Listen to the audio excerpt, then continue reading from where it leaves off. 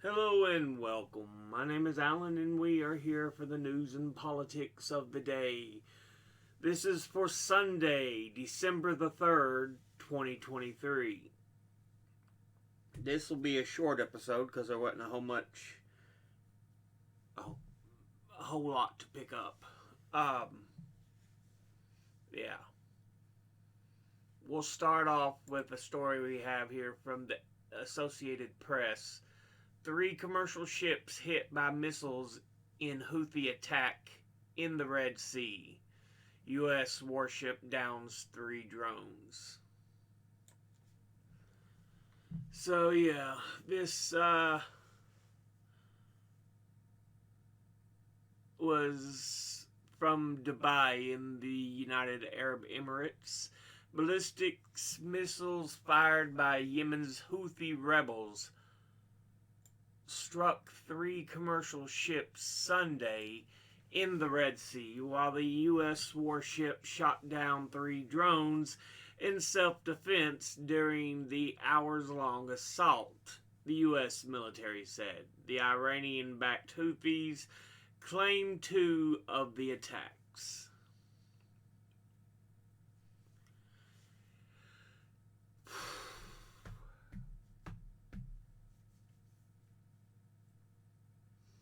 Yeah. Just more proof of our want to use imperial might instead of understanding helping people will do a whole lot more. We'll go a lot further. But, this is from The Guardian. The alleged killer of a tourist in Paris attack had pledged allegiance to the Islamic State. Suspect detained after German Filipino man killed, and 2, one British and 1 French, injured near the Eiffel Tower. A 26-year-old man suspected of killing a German Filipino tourist and wounding 2 others near the Eiffel Tower in Paris on Saturday night had pledged allegiance to the Islamic State in a video released online. The French anti-terrorism prosecutor Jean-Francois Ricard said the French suspect named was Armand Rajapour Miandao and recorded a video before committing the act in which he spoke in Arabic, swore allegiance to the Islamic State, and supported its jihadists in different areas from Africa to Iraq, Syria, and Pakistan. More proof of we could do things to make the world a better place, but we'd rather make money off missiles and bombs and all this good shit. And people were like, why are we getting attacked out of nowhere? We're not getting attacked out of nowhere. This has a history. You can follow it back.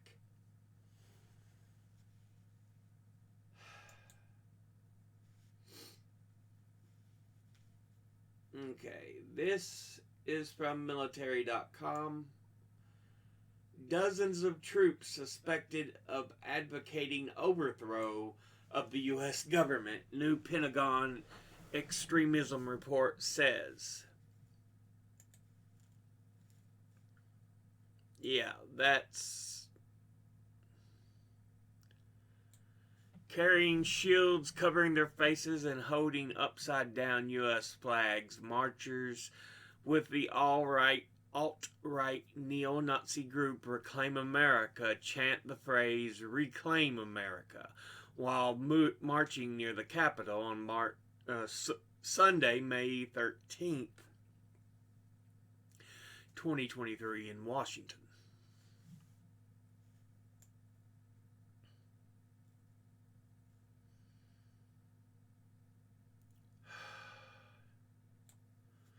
The annual Pentagon Pentagon report on extremism within the ranks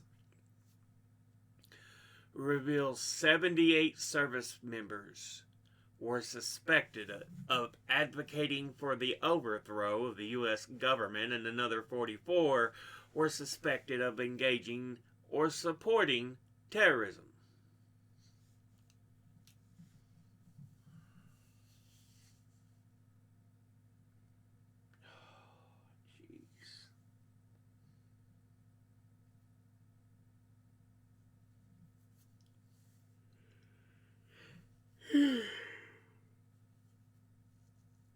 And yet there's so much hate and everything cast upon the left.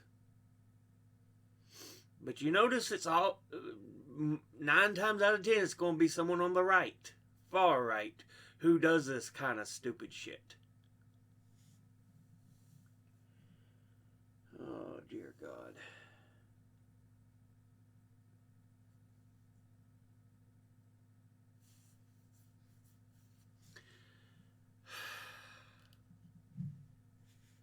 Yeah.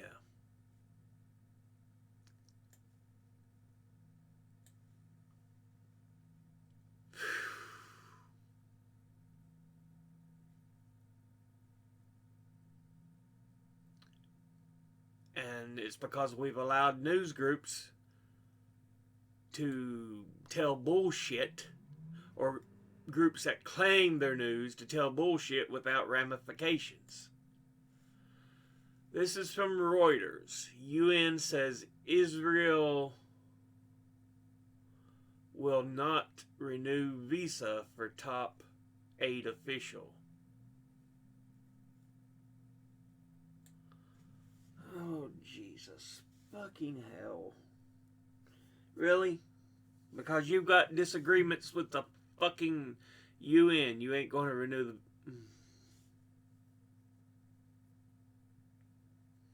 You don't want to get pointed out for what you're actually doing.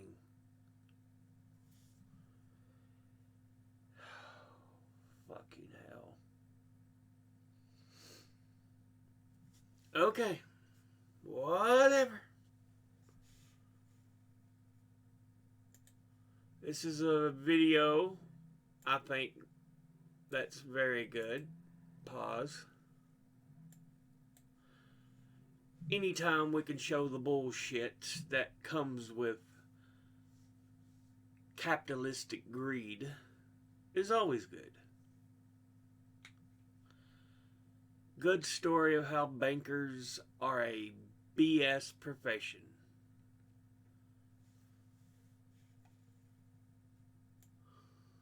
Anyway. We'll let him speak. In the book, I've got this story of 2 strikes that happened in the 60s. The first strike was of garbage collectors. New York, 1968, lasted for 6 days. State of emergency had to be declared. Turns out, we can't do without garbage collectors. Right. So at that point, I wondered, has it ever happened, in history, that the bankers went on strike? Yeah? So I started looking, looked at the past 5,000 years, basically, since the invention of money, and I found only one example. And this was in Ireland, 1970. The bankers were angry that their wages were not keeping up with inflation. So they said, you know what, you'll have it. We're going to go on strike, and then you'll see just how important we are. And all the experts were like, oh, this is going to be a disaster. It's going to be a heart attack for the economy. And then from one day to the other day, 85% of the money supply was not accessible anymore. And then nothing much happened, actually. So the strike lasted for 6 months in the end. And after 6 months, the bankers came back and said, all right, we'll get back to work. And I think this is another example where history just makes you rethink, right? Who are the real wealth creators in this country? Does wealth really, is it really created at the top and then does it trickle down? Or maybe it's the other way around. And are the teachers and the garbage collectors and the nurses, are they the real wealth creators? Wow, that's powerful, man. Yeah. The wealthy always tried to BS the average citizens. Oh, without us, there would be no economy. We are the drivers of real economic force. We're the only ones who matter in the economy. Turns out, nah, y'all full of shit.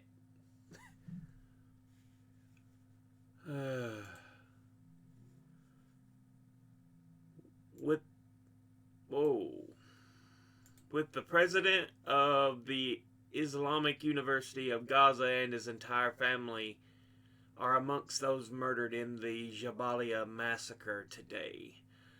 The sheer number of doctors, journalists, and academics murdered begs the question. Amid Israel's wanton slaughter in Gaza, and how much is a targeted culling?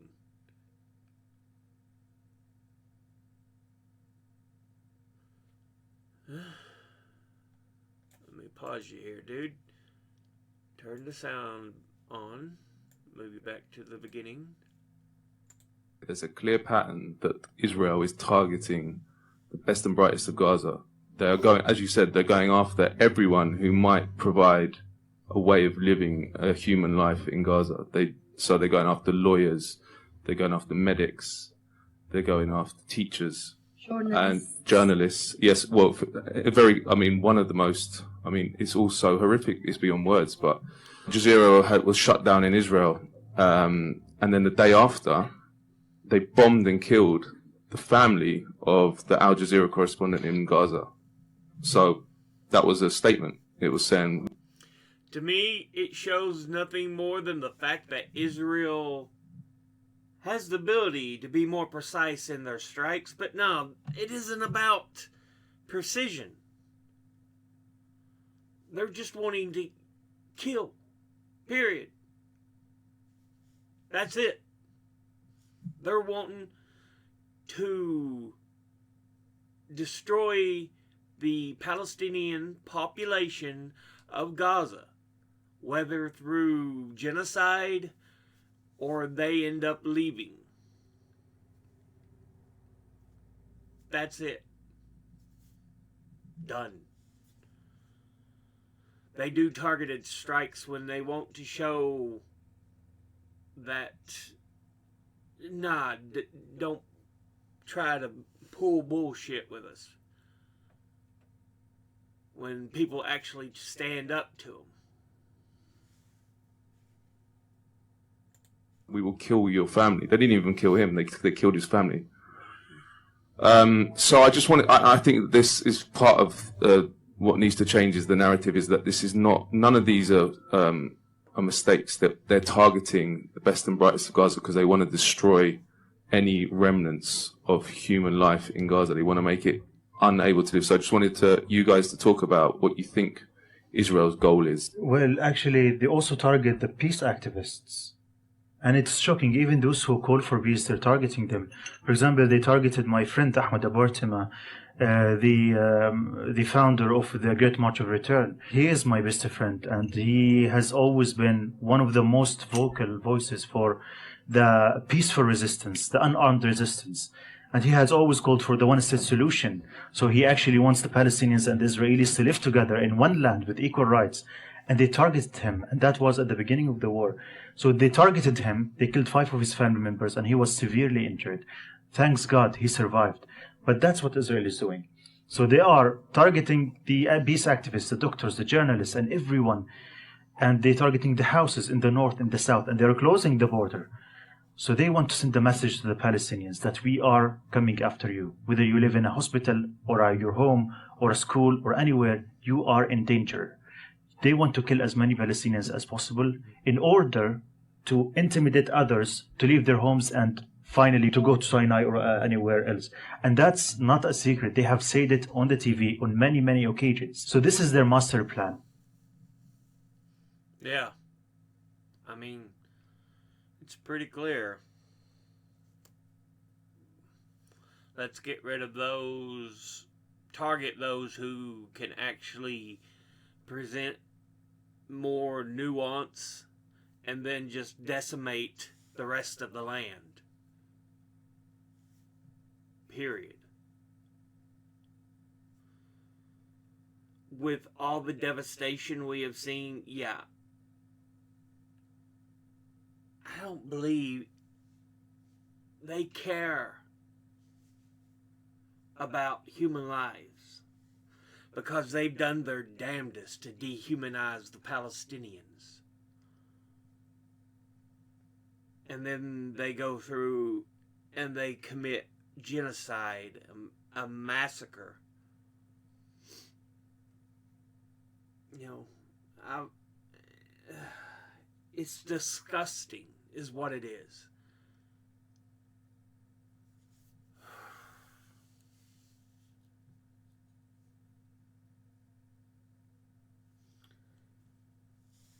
I think it's bordering right on the level of the German Holocaust, where they committed a Holocaust against the Jews of Europe.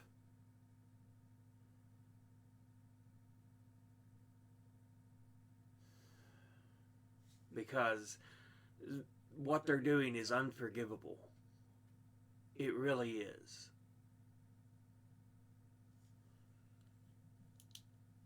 It's complete and utter bullshit. Anyway.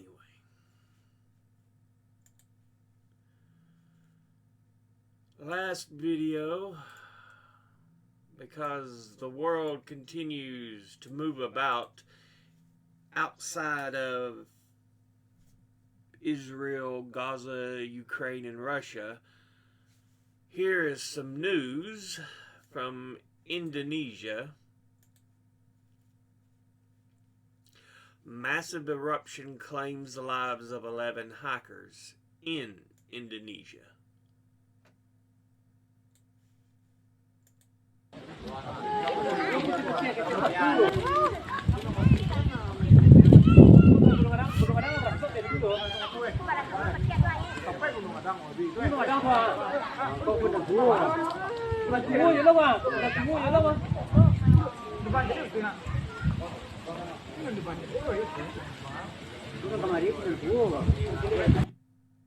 Yeah.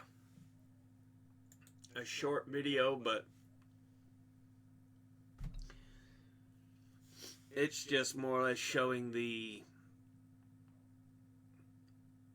plume of smoke and ash from the eruption. Like I said, life continues on even though we're focused on this or that. There's other things in the world that continue to happen, and you can't just ignore others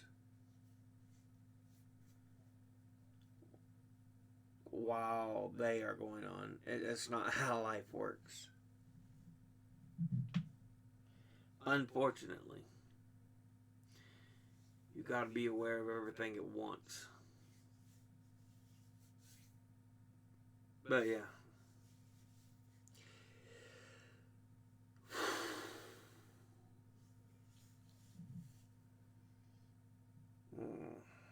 Just frustrates me with everything that's going on in this world. It really does. Anyway, this will be the end of the video. As always, educate thyself. Think, read, study, learn. Someone tells you something you have trouble believing, ask them to cite their sources. I'll be putting these links in the description box below the video. Thank you all for watching. I'll see you all in the next one. Until then, later.